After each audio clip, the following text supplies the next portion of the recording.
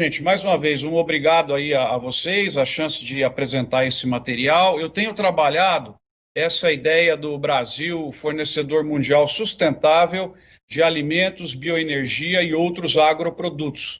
Agroprodutos já foram referenciados aqui pelo secretário da Agricultura, são têxteis, madeira e móveis, couro, fumo, enfim, uma série de produtos que não se encaixam na categoria, né, de alimentos e de biocombustíveis. A minha inserção é basicamente no sistema universitário, sou empresário também, tenho consultoria, estou investindo em startups e estou muito contente de ter os adidos aqui de 4 áreas extremamente importantes para o Brasil. Pode passar, Samuel.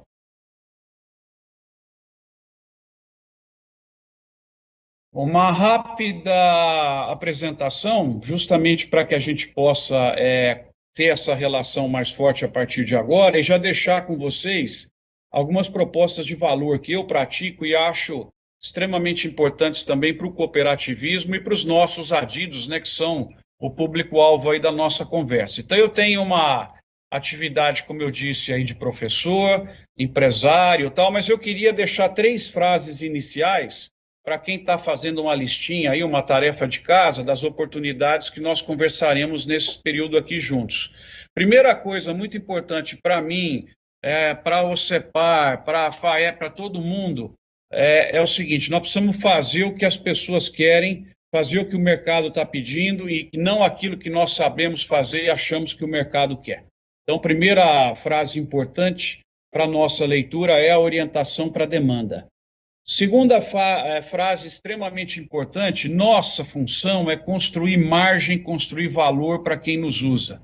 Então, por exemplo, cliente do nosso agronegócio na União Europeia, nos Estados Unidos, na Arábia Saudita, na África do Sul, ele tem que entender a organização brasileira como criadora de valor para ele. E aí, com isso, a relação se fortalece cada vez mais. E o terceiro item, que é a minha postura até pós 50 anos, e eu sei que é a postura do Márcio, do cooperativismo brasileiro, a nossa missão é a de gerar oportunidades às pessoas. Acho que isso é básico e pós-pandemia fica mais evidente ainda. Então, essas 3 diretrizes, essas 3 frases, elas têm que estar, na minha leitura, na proposta de valor do Brasil, fornecedor mundial sustentável de alimentos. Pode passar, Samuel.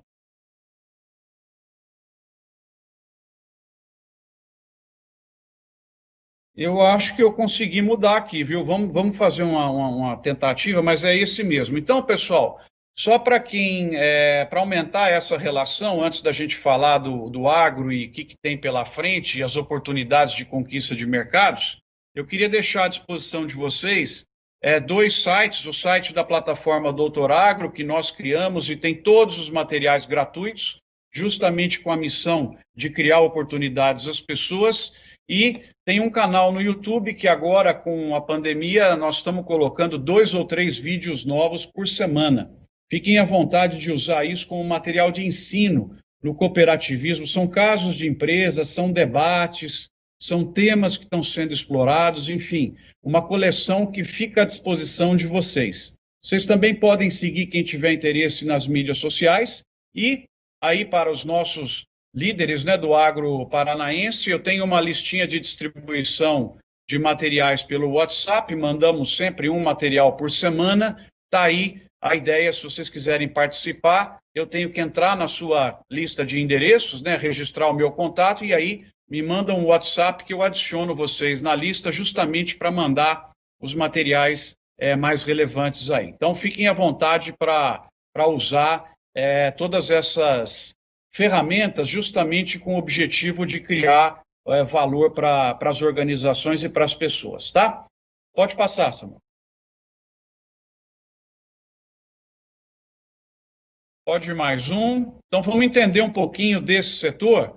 E primeiro, para entender esse setor, eu queria comentar rapidamente sobre o passado. E eu sei que sobre isso os senhores estão cansados de ouvir, mas aqui eu tenho que fazer, como engenheiro agrônomo, um agradecimento muito especial ao produtor rural brasileiro, porque ele permite com que eu tenha orgulho do meu país em uma área que é a área do agronegócio.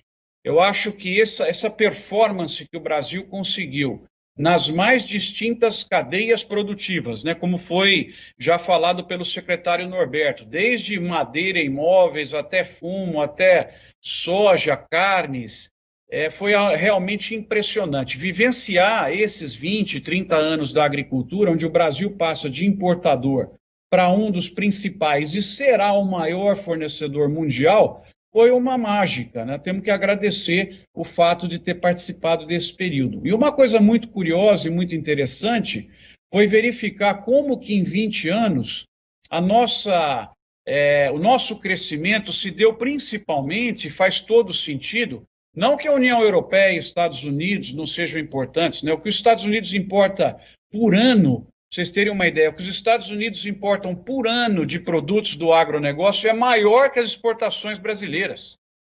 Vejam só as oportunidades que nós temos, mesmo nos mercados mais sofisticados, né, de conquistar espaço ali colocado. Mas o crescimento da onde estão os estômagos no mundo, que nós vamos ter em 2050 9 bilhões de habitantes, 80% deles estarão na Ásia e na África, e lá que nós temos então que vender os nossos alimentos, a importância dos adidos desenvolverem esses mercados que trarão as boas surpresas para nós, como vocês estão vendo já nesse quadro, né? A China indo de 300 milhões para 31 bilhões, Egito, Tailândia, Emirados Árabes, vejam que interessante. E a gente fica assustado de ver, do mesmo jeito, com muita confiança, que pega, por exemplo, eu pergunto aqui para os líderes do agro paranaense, né? Bangladesh é importante para o Brasil? Bangladesh? Talvez vocês vão responder não, né? Muita pobreza, tá? Pois bem, Bangladesh esse ano aumentou as importações do agro brasileiro em 1 bilhão e 500 milhões de reais. Só Bangladesh, a comparativo do que foi a performance de 2020 com 2019. Então, vejam vocês como nós temos que buscar fincar a bandeira nesses mercados até para reduzir a nossa dependência percentual em relação à China. Esse é um ponto muito importante. Tá? Pode avançar, Samuel.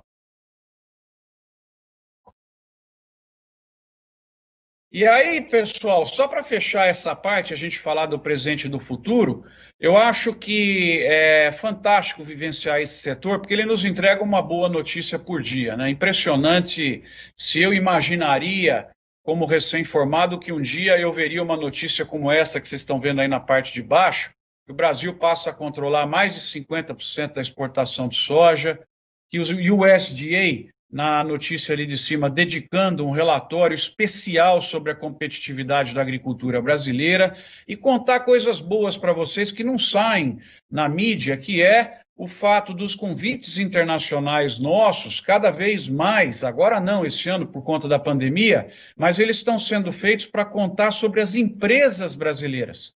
As minhas últimas 3 viagens foi para falar de 3 empresas em eventos de alto padrão de executivos americanos. Eu não sei se vocês sabem, mas o Brasil hoje, para quem fala aquela bobagem que o agro é exportador de produto de baixo valor agregado, o nosso agro hoje exporta com sucesso, pessoal, inteligência artificial para a agricultura americana.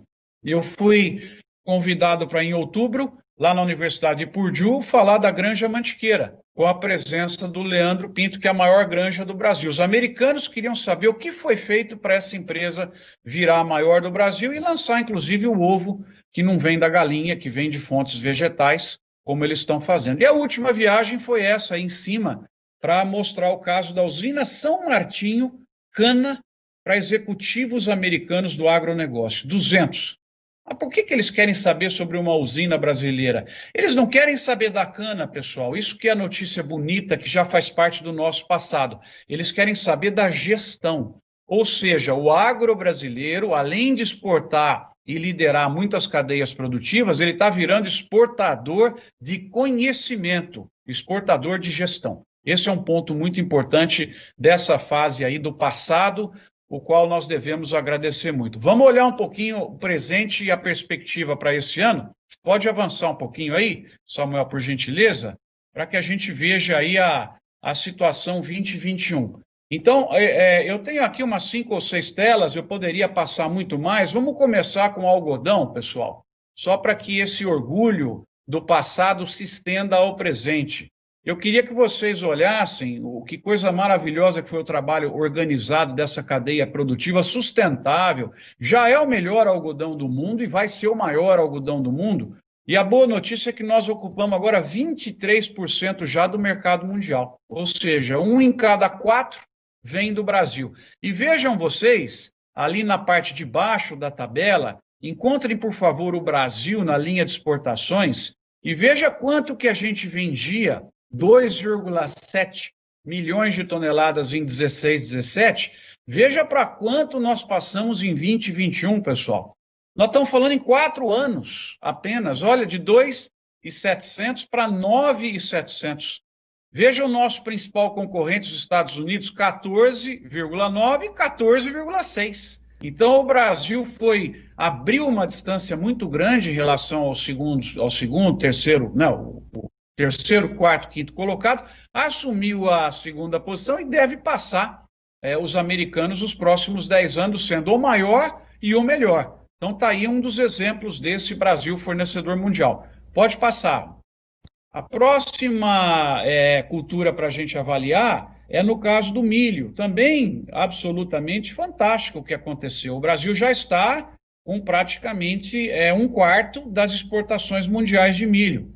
E aí eu vou pedir aos senhores também para encontrar o Brasil ali na linha de exportações e olhar que nós pulamos de 19 milhões de toneladas para 39 milhões de toneladas em 4 anos, gente. Em 4 anos, em 4, 5 anos. Olha que performance fantástica, movimentando frete, movimentando porto, serviço, chegada disso em mercados internacionais e se consolidando também como um importante fornecedor mundial no milho e com grandes chances de crescer. Vamos passar para outra cultura agora, Samuel. Dá mais um aí para a gente. Vamos olhar o frango, também outro caso incrível de sucesso, né? Vocês vejam só, quanto vocês vão achando aí o Brasil, aí o crescimento é um pouco menor, nós temos que aumentar, e já foi dito como agenda estratégica da OCEPAR. Eu lembro até hoje um almoço sensacional que eu tive com o ministro Turra e com o Ricardo Santin, lá na Anuga de outubro do ano passado, e o Ricardo me dizia assim, ô Marcos, se a gente fosse exportar em grãos o que nós exportamos de frango e de porco, caía de 8 bi para 2 bi. Nunca esqueci isso que ele me falou. A gente teria exportado 2 bi a mais de produtos grãos, nós exportamos 8 porque transformamos o grão em carne aí no Brasil. E aí vocês vejam então o frango brasileiro, que está na liderança incontestável das exportações mundiais, né, com praticamente 4 milhões de toneladas num trade de 12, ou seja, 1 em cada 3 vem do Brasil, um orgulho para nós. Pode passar. Nós temos também, enquanto vai passando o slide, só para vocês lembrarem, no açúcar esse ano a gente chega a 50%, com grande ajuda do Paraná também, né, com o mix mais indo para açúcar, e no caso da soja nós estamos com 52%, 53%. Então vocês estão vendo que performance absolutamente fantástica nós tivemos aí com os produtos, né, que o Brasil vendeu. No caso do suíno, nós estamos com quase 15% já da exportação, e a carne bovina, um crescimento absolutamente sensacional, né? Aí está o quadro do suíno. Se você puder voltar um só, Samuel, porque o boi é ainda mais encantador, né, gente? Se olhar esse quadro aí, dá vontade de começar a fazer um happy hour agora, né? Porque o Brasil, olha lá, e se vocês olharem em 16, estava embolado com a Austrália, a Índia, de certa maneira Estados Unidos. Olha em 2020 o que aconteceu, né? E aí vocês têm no gráfico do lado direito, o Brasil é o verde. Veja o salto que nós demos na carne bovina, também movimentando os grãos, né? Porque você tem a fase final de confinamento, um espaço muito grande. Né? Então pode passar, Samuel, agora você pode pular o próximo, que é o suíno, né? Que a gente já comentou. E aí nós vamos conversar um pouquinho do futuro e deixar as mensagens para as cooperativas. E o futuro, então? Vamos olhar os próximos 10 anos, o que a gente tem pela frente. Eu gosto muito desse quadro, pessoal, e eu convido vocês a não falar, agora eu vou descansar um pouquinho, vou olhar o WhatsApp, porque é muito sofisticado, né? Um quadro cheio de cobra, e nós vamos ficar aqui meio perdido, mas eu queria pedir atenção especial para vocês, porque esse quadro atesta o que eu falei. Quem é o fornecedor mundial sustentável de alimentos, bioenergia e outros agroprodutos? Que é o nome que eu cravei, mas não fui eu, não. Na verdade, quem está dizendo é esse gráfico, não é? Porque o que ele mostra? Lá embaixo vocês têm a evolução do tempo, então aquele azul, né, o rachuriado azul mais escuro é o futuro, na vertical você tem o valor em bilhões de dólares, e ali na linha zero, o que significa, pessoal? No zero está aquele local do mundo que vai vender em bilhões de dólares num determinado ano o mesmo volume que ele vai comprar em bilhões de dólares. Portanto, é um país neutro, é uma região do mundo neutra no trade do agronegócio. Quem está morro abaixo significa que vai ter que comprar muito mais do que a sua capacidade produtiva e, consequentemente, exportadora. E ali morro abaixo é Ásia e África, vocês estão vendo, e o Oriente Médio, né? Importância muito grande aí da presença do Marcelo, né? Porque o Oriente Médio é promissor, junto com a África e junto com a Ásia. E aí quem vai atender esses mercados é quem está na parte de cima da tabela. E aí vocês estão vendo a Europa e a Ásia Central, principalmente a Europa, sempre era deficitária. Ela passou a ir para cima agora porque eles juntaram a Europa com a Ásia Central. Então entrou a Ucrânia, entrou outros países aí que são nitidamente exportadores, jogaram a Europa para o lado positivo. Mas quem mais cresce, quem mais vai vender é a linha preta, que são basicamente os americanos e canadenses, né? E nós, que somos lá em cima, o maior crescimento. E aí está lá escrito América Latina e Caribe, mas é basicamente o Brasil. Né? Basicamente Brasil, Argentina, Paraguai e um pouco, lógico, da produção dos outros países sul-americanos, que vai ter esse grande crescimento. Então, aí não tenha dúvida, é Brasil fornecedor mundial. Vamos olhar só mais dois produtos e aí a gente vai para as conclusões aí. Vamos passar, por favor, Samuel. Olha no caso da soja. Soja até 2029. Vocês têm aí o quadro da esquerda são as importações, perdão, de soja com o efeito China, que é o vermelho. Então, portanto, até 2029 temos grande crescimento pela frente. Do lado direito, você tem os vendedores de soja. E o Brasil é o azul claro. Então, vejam que interessante, pessoal. Nós lá nos Estados Unidos, em 2010, visitando lá a Universidade de Purdue, onde eu tenho o privilégio de dar aula, conversando, participando em eventos com produtores americanos, os caras com a áurea da liderança, né? Porque, olha lá, nós somos amarelo, o Brasil era o azul claro, é o azul claro. E aí nós caminhamos para uma situação em 2029 de abrir 2 para 1 e ocupar 55%, 60% do comércio mundial de soja. Isso é uma coisa impressionante, né? O que tem pela frente aí na soja. A próxima tela, Samuel, por gentileza, são as carnes, para vocês darem uma olhada se é promissor ou não o mercado. Vocês têm aí, do lado esquerdo, as importações mundiais de frango, no centro o suíno e no direito o bovino. Também bastante promissor quando você olha até 2029. Portanto, para o cooperativismo brasileiro, uma chance muito grande pelo crescimento dos mercados mundiais, e esse dado é do USDA, do Departamento de Agricultura dos Estados Unidos. E o caso mais assustador, na minha opinião, é o do lado direito, o vermelho, que impressiona, né, gente? Se você olhar até 2014, 2015, pouquíssimo tempo atrás, nós não falávamos de China no mercado comprador de carne bovina. E hoje os chineses comem 4 quilos de carne por habitante por ano. Em 2029 vão comer 8 quilos de carne por habitante por ano.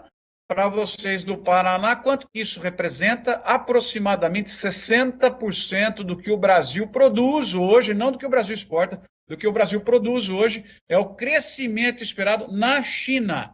E eu acredito que esse efeito de experimentar bife e gostar de bife não vai ficar restrito apenas à China, vai para outros países também, né? Então, nós temos uma oportunidade muito grande.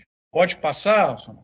E aí a gente joga já uma tradução em termos de o que vai acontecer com o Brasil e aqui é importante isso para os nossos adidos e principalmente para o secretário, para o pessoal que está tendo essa pressão internacional em cima do Brasil, né? O Brasil ocupa hoje, basicamente, 66 milhões de hectares com grãos. A Conab colocou algo próximo a 67 para essa safra que está sendo plantada. Na minha opinião, vocês vão lembrar, vai para 70.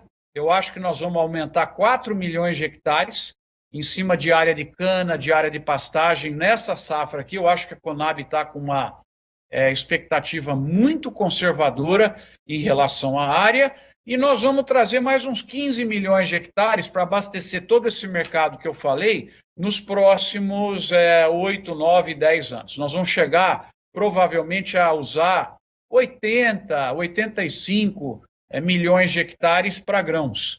85 milhões de hectares, pessoal, é 10% da área do Brasil. 10% da área do Brasil. Juntando a pecuária, nós vamos continuar abastecendo o mundo com 1/3 de ocupação do território brasileiro. Portanto, o carimbo sustentável, que eu vou voltar nessa discussão agora no final, ele vale sim para a produção brasileira. Um dos critérios é o volume de áreas que ela usa do país, é efetivamente muito baixo na comparação com outros países. Então vejam vocês, o que é que nós temos aí? Nós temos um trabalho da agricultura que vem sendo muito bem feito. Nós temos um trabalho que eu nunca vi na minha carreira profissional, apesar de todas as críticas que ele recebe, do Ministério da Agricultura, completamente alinhado com o Ministério do Meio Ambiente e o Desenvolvimento Sustentável do Brasil. Nós temos um ministro dos Transportes que, na minha leitura nessa área, vem fazendo um trabalho também muito bom, quase que silencioso, e que vai remover, talvez em 5 a 8 anos, um dos pontos fracos da agricultura brasileira, que era sempre a questão da logística. Então, tem uma estruturação muito interessante para que esse aumento de áreas seja feito de forma sustentável e de forma a fazer o mais importante, não é, gente? Criar oportunidades para as pessoas. Vocês sabem quanto é o investimento em 1 hectare de soja? Você imagina você aumentar 1 milhão, 1 milhão e 500 mil hectares a cada ano? O quanto que isso não vai gerar de negócios, de oportunidades para comerciantes, para todo tipo de agente econômico das cidades do Brasil. Então, essa é a nossa perspectiva diária. E aí, então, pode avançar, Samuel? Vamos agora para a estratégia que eu queria comentar com vocês, principalmente o que é essa ideia do fornecedor mundial sustentável de alimentos, bioenergia e outros agroprodutos. Eu já mandei para o Robson esses artiguinhos, são todos novos para compartilhar no sistema OCEPAR e FAEP. Vamos mostrar um triângulo para vocês, que é essa próxima tela, e aí eu poderia ficar 1 hora, mas eu vou ficar apenas 5 minutos. Mas por que eu quero enfatizar isso, gente? Com a minha experiência de ter morado já na Europa, morado nos Estados Unidos, não há outra oportunidade aberta à brasileira que não essa que vocês estão vendo. Não adianta querer que o Brasil seja líder mundial na produção de computador, na produção de automóvel, na produção de medicamento, na produção de qualquer outro item, no turismo. Nós não vamos liderar o mundo, nós não vamos ver isso. Aonde está aberto para o Brasil liderar o mundo é no alimento, na bioenergia, no agroproduto, e o país vem fazendo isso, já está quase lá. Portanto, na minha leitura, você precisa ter um foco, você precisa ter uma proposta de posicionamento. A proposta para o Brasil é essa: nós somos Sustainable Food Supplier. Essa que é a ideia, tá? E como é que você consegue cada vez mais, e aí eu entro no papel do cooperativismo, o quão ele é importante para atingir esse objetivo. Eu não vou trabalhar todos esses bullets, vocês têm um vídeo explicando essa estratégia, vocês têm um artigo, mas é liderança em custo, portanto, gestão por metro quadrado, melhoria na educação e capacitação, P&D, bioinsumos, créditos verdes, digitalização, conectividade, enfim. Esse material, pessoal, serve para o planejamento estratégico da OCEPAR, de cooperativas. Esses itens são projetos. Cada item desse é um projeto que nós temos que trabalhar. Vocês tiveram aí, ouvi um palestrante que falou sobre seguros. Está lá um dos itens de custos que nós precisamos melhorar. Fortalecimento de negócios e produtos locais, entre outros. Vamos comigo agora lá para o pilar da diferenciação do outro lado do triângulo. Esse é um local, é uma área de trabalho que o Brasil tem que se fortalecer. E os adidos são muito importantes.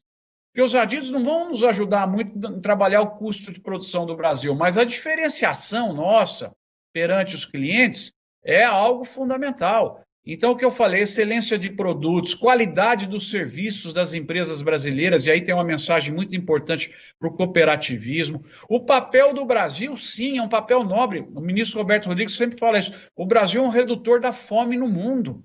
Nós temos que assumir essa imagem, ela é nossa. Porque essa revolução agrícola que o Brasil fez propiciou, agora nós estamos vivendo um período de anomalia, mas historicamente propiciou a redução do preço das commodities, graças ao Brasil principalmente. Portanto, é o país que contribui para a redução da fome no mundo. Marcas, valorização de negócios, os nossos cientistas, o storytelling, que agora com a organização fica possível de contar, enfim, todo o esforço de diferenciação. E aí vem o pilar de ações coletivas, onde nós temos um trabalho muito amplo também por fazer. Por sorte, porque o ruim é quando você entra num local, tem pouca coisa para fazer. Nesse triângulo, o Brasil tem muita coisa para fazer. Já avançou, mas tem muitas coisas. Então, fortalecimento do cooperativismo, do associativismo com engajamento e alinhamento. Pós-pandemia, eu acho que está dado. Vocês estão vendo as assembleias de vocês com participação muito maior. Quer dizer, rompeu aquele mito de que a distância não serve para o cooperativo. Lógico que serve. Nós vamos vir muito mais fortes depois desse período. Incentivar as integrações, a comunicação e ascensão da marca coletiva Brasil, entre outros pontos. Então, aqui, pessoal, se eu puder deixar uma tela, Marcos, que tela você quer deixar para a gente de trabalho? Essa daí. É cada item desse, como é que eu posso melhorar, com um objetivo único da nossa sociedade. O cara desembarcou em Guarulhos, a hora que ele desce a escada rolante, tem que estar lá escrito Welcome to the World Food Supplier, Sustainable Food Supplier. Em toda a nossa comunicação tem que estar esse selo. Você está comprando um produto do país mais sustentável do mundo produtor de alimentos. Eu vou provar para vocês nessa parte final aqui. Samuel, pode passar?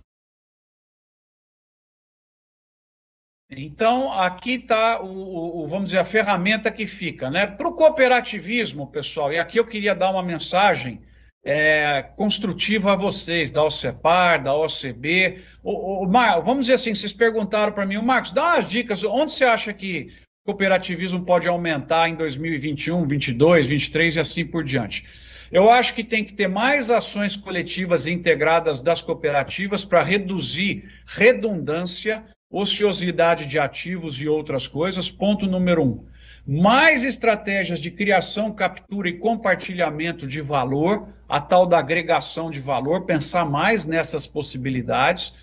O item 3, tal como o avanço das cooperativas de crédito, e hoje com muito orgulho eu sou membro de uma cooperativa com um crescimento impressionante, tem uma chance grande na minha leitura, pós-pandemia, de avanço nas cooperativas de consumo, como principalmente o elo supermercadista. Eu acho que aí dá para fazer um esforço coordenado grande que a sociedade pede. Hoje, nós compramos basicamente no pequeno varejo, nós estamos até fortalecendo pós-pandemia, naquele que é pertinho da nossa casa, ou de redes internacionais. O nosso varejo se internacionalizou, vocês sabem disso. As principais redes são francesas, americanas, chilenas. Está na hora do Brasil ter protagonismo também na distribuição final no varejo, e eu só vejo uma chance, que é pelo cooperativismo. Também vejo avanço em direção à distribuição e varejo de combustíveis, e o quinto item, que é o meu pedido principal para o Paraná, e eu quero deixá-lo aqui. Sabe, eu não vou deixar vocês sem um incômodo. Nós precisamos, pessoal, criar uma Cooper Grains, Cooper Meats, ou melhor ainda, uma Cooper Foods BR. Ou se não der BR, que seja PR. Sabe o que nós precisamos? O protagonismo tem que ser do cooperativismo.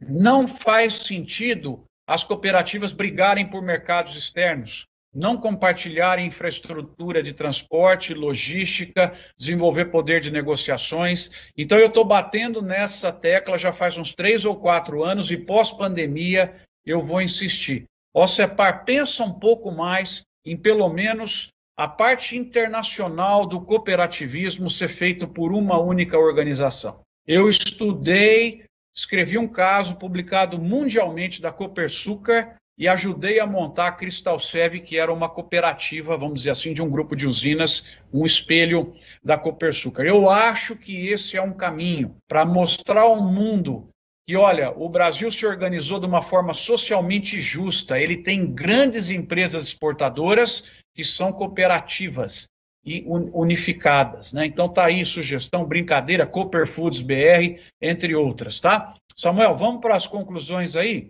Eu queria deixar aqui para os adidos uma contribuição importante, que é o seguinte, pode passar mais um para ficar o modelo aí. Nós desenvolvemos esse modelinho, meus caros adidos, que é os mercados-alvo para as exportações de alimentos. E eu queria deixar isso como ferramenta de trabalho para vocês, porque o papel de vocês na inteligência de mercados, no desenvolvimento das relações, é extremamente importante para a Cooper Foods BR. E aí, nós temos que entender por que Bangladesh aconteceu isso. Nós temos que chegar antes, fincar a bandeira do Brasil antes dos outros exportadores. Por exemplo, em Bangladesh, será que a Cooper Foods pode ter uma estrutura no porto de Bangladesh para já chegar com o produto e entregar a hora que o cara precisa? Porque lembrem-se que serviço é um diferencial. Veja o que faz hoje o setor de suco de laranja do Brasil, que é imbatível. Ele tem 80% do mercado mundial é brasileiro. As empresas chegam até na boca do cliente. A hora que o cliente sente sede, ele entrega o suco. Você entendeu?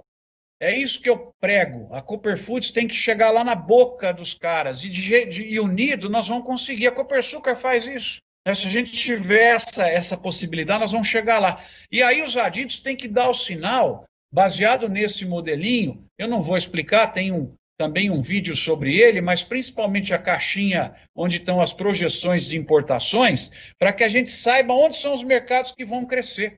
E eles têm essas 10 características. E os dados estão disponíveis para que os nossos adidos possam ajudar. Se é que já não estão fazendo isso e dando essa ajuda, eu peço perdão, eu não estou sabendo. Mas onde que está crescendo população, onde que tem geração crescente de renda, onde que está distribuindo renda, portanto a turma vai comer mais, recursos valiosos de exportação, escassez de recurso produtivo agrícola, legislação favorável à importação, evolução de política de biocombustível. Biocombustível é ótimo para o Brasil, né? A China, esse ano, lamentavelmente, voltou atrás, mas ela ia adicionar 10% de etanol na gasolina. Voltou atrás por causa da pandemia, mas já anunciou que vai agregar 5% no ano que vem. 10% de etanol na gasolina chinesa, para o agro mundial, era a melhor notícia do ano, porque só aí você precisa de 50 milhões de toneladas de milho.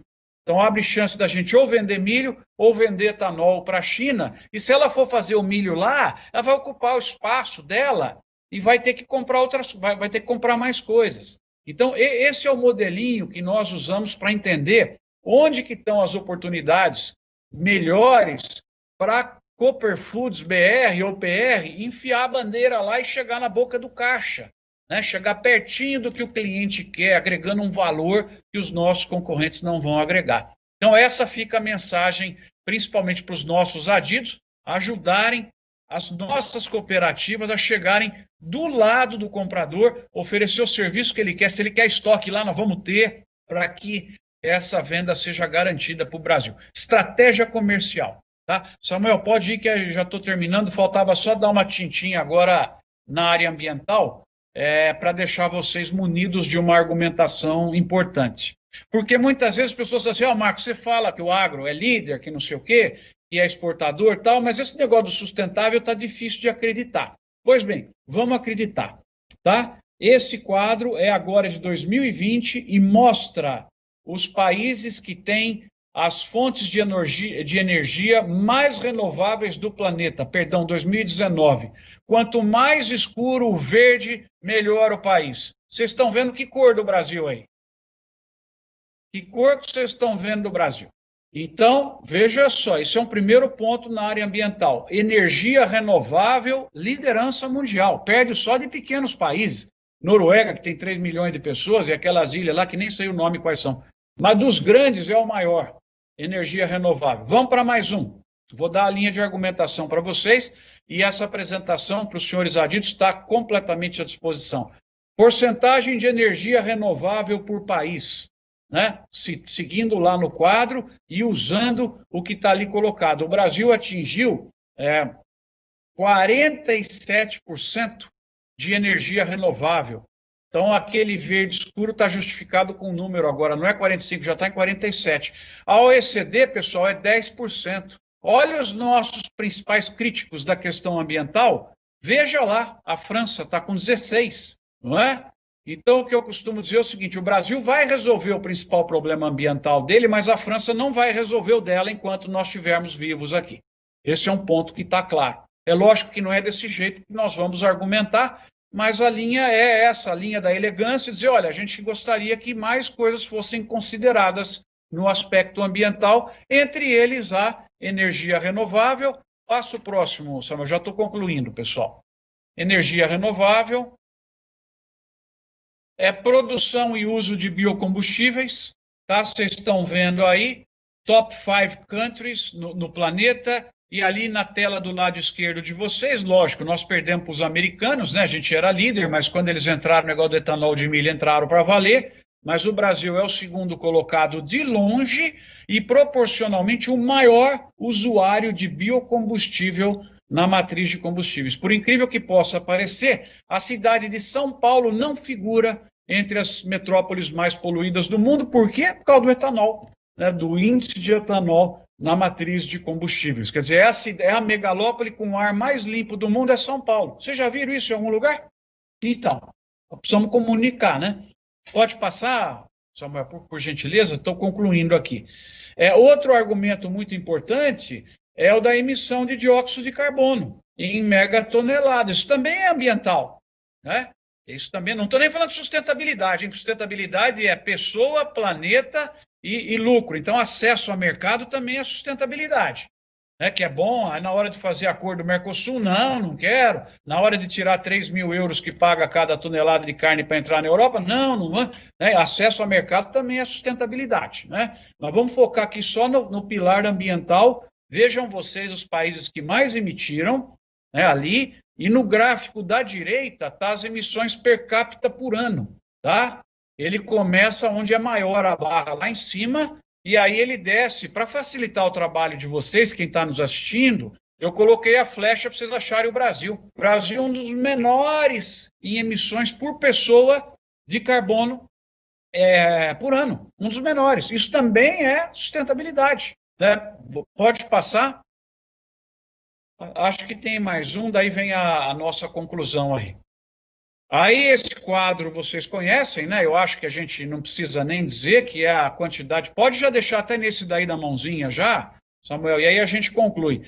A ocupação de terras é uma coisa que eu não preciso falar para vocês já conhecem, a gente já falou daquele outro quadro lá, né? O Brasil tem 2/3 de área preservada, e essa área não precisa ser usada, mas se não quiser que usa, tem que pagar serviços ambientais, porque não é justo com o empresário que é dono daquilo, você proibi-lo de usar. Então, para fechar o fornecedor mundial sustentável de alimentos, eu queria entregar para vocês a mãozinha ambiental.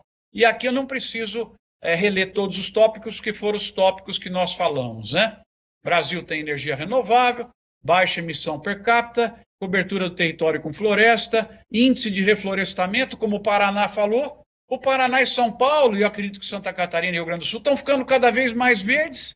Não tem desmatamento aqui, porque ele está aumentando. São Paulo mostrou um estudo agora, que acho que foi de 20% para 23%. Em 3 ou 4 anos, a área de cobertura do estado está aumentando. O Paraná também está aumentando, não é? Então, são coisas que precisam ser ditas.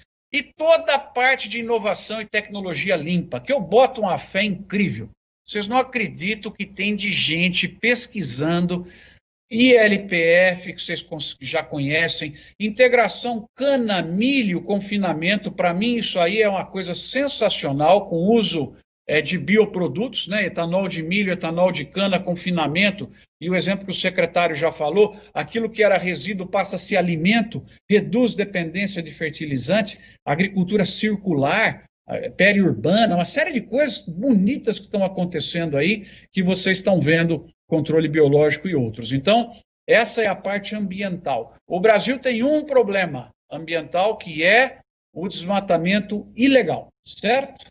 Esse é o nosso problema, que tem que ser combatido. Só que para atingir indicadores que o Brasil tem nessa mãozinha, eu digo para vocês, nós não vamos ver em vida outro país de grande porte conseguir. Não vai conseguir. O desmatamento a gente consegue resolver. Mas a questão ambiental, de emissão de carbono e tudo isso que está na mão, nós não vamos ver outros países resolverem. Por isso eu afirmo para vocês, o Brasil é o fornecedor mundial de alimentos sustentável. Tá? Esse é o ponto importante que a gente tem aqui, e os números estão do nosso lado. Nós temos um número ruim que dá para resolver. Agora eu quero ver resolver os outros. Emissão per capita, biocombustível, porque aí são trilhões de dólares de investimento, né? Esse é um ponto importante. Pode passar? Acho que eu concluo com esse, acho que está a última tela aí agora. Isso, mensagens centrais então, pessoal, com isso eu fecho aqui com os meus 40 minutos. Que vocês levam dessa apresentação? Peço perdão aí de não ter conseguido subir os slides e interromper toda hora pedindo aí e agradecendo Samuel pelas trocas, mas são essas as mensagens. São muito grandes as oportunidades no fornecimento de alimentos, bioenergia e outros agroprodutos pelo crescimento dos mercados. Você não tem a dúvida que nós temos um cenário de grande crescimento dos mercados mundiais até 2050 e o Brasil está sentado em recursos para fazer isso. Segundo, o Brasil tem que assumir um posicionamento que nós somos o fornecedor mundial sustentável de alimentos, bioenergia e os outros agroprodutos. Lembra? É têxtil, né? Que é o algodão, esse show que está dando, móvel, né? E todo tipo, borracha, e todo tipo de coisa que nós podemos fazer na linha daquilo que não é alimento e não é bioenergia. 3. Gente, o produtor rural brasileiro domina 50% do mercado mundial de soja.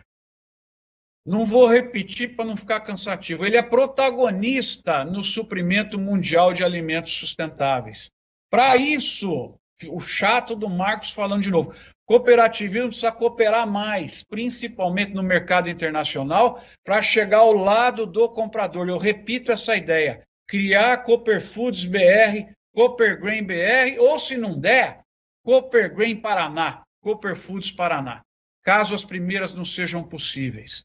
E aí o grande papel dos nossos adidos, verdadeiros embaixadores da inteligência de mercados do agro, auxiliar no desenvolvimento dos mercados e nas estratégias de criação, captura e compartilhamento de valor, para ser client-driven. De quem que eu esperaria do nosso adido? Falou, olha, gente, grita para a OCB, para a OCEPAR, tem uma chance aqui, vai ter uma licitação no porto de Bangladesh, e Bangladesh vai crescer, nós fizemos umas contas aqui, eles vão ter que importar muita comida, não tem terreno, aqui não tem área, eles são 200, 250 milhões de pessoas, estão crescendo, tem recurso de exportação, e vai licitar. Eu acho que era interessante colocar uma bandeira aqui para conseguir chegar com o farelo, com o óleo, a hora que a empresa precisar, entendeu? Eu acho que essa expansão de tentáculos internacionais do cooperativismo brasileiro seria um sonho para mim, só que isso tem que ser feito de maneira conjunta. É muito arriscado para uma cooperativa fazer isso sozinha. Teria que ser via Cooper Foods, né? E não tenho dúvida que é pelo agronegócio, pela produção de alimentos, que o Brasil será um país mais desenvolvido, justo, e é onde nós criaremos as oportunidades às pessoas. Aí você pode falar assim, Marcos, mas o setor de serviços emprega muito mais do que o agronegócio. Aí eu pergunto para vocês, no setor de serviços, aqui em Ribeirão Preto, quem que está comprando as coisas que movimentam o setor de serviços? Quem é que está demandando os serviços? É o caixa que vem do agronegócio. Se você imaginar que esse ano vai entrar de caixa 550 bilhões de reais em exportações, e o campo vai gerar 800 bilhões de reais em renda, Quem é que movimenta o setor de serviços para gerar emprego? Quem é que movimenta a academia? Vai lá e faz uma pesquisa, quantos que são ligados ao agro, filho de produtores e outros. Então, o Caixa do Brasil, que na verdade é quem vai gerar a inclusão de pessoas, é esse daí. O que nós precisamos ter é foco, assumir essa bandeira. Aqui é o fornecedor mundial de alimentos. Não vai negligenciar os outros negócios. Não, é importante. Vamos, turismo, projeto para tudo tem que ter. Mas o número 1 é a produção de alimento e bioenergia e agroprodutos. Então, espero ter aí motivado vocês. Eu me empolgo, né, para falar desse tema, ainda mais para o público cooperativista, porque eu estou vendo tanta coisa para ser feita, gente, com tanta oportunidade, e eu agradeço muito a FAEP, ao CEPAR, pelo convite, ao CB, e espero contribuir com os adidos a partir de agora. Muito obrigado e peço perdão outra vez pelo problema de logística dos slides, mas acho que a mensagem foi passada.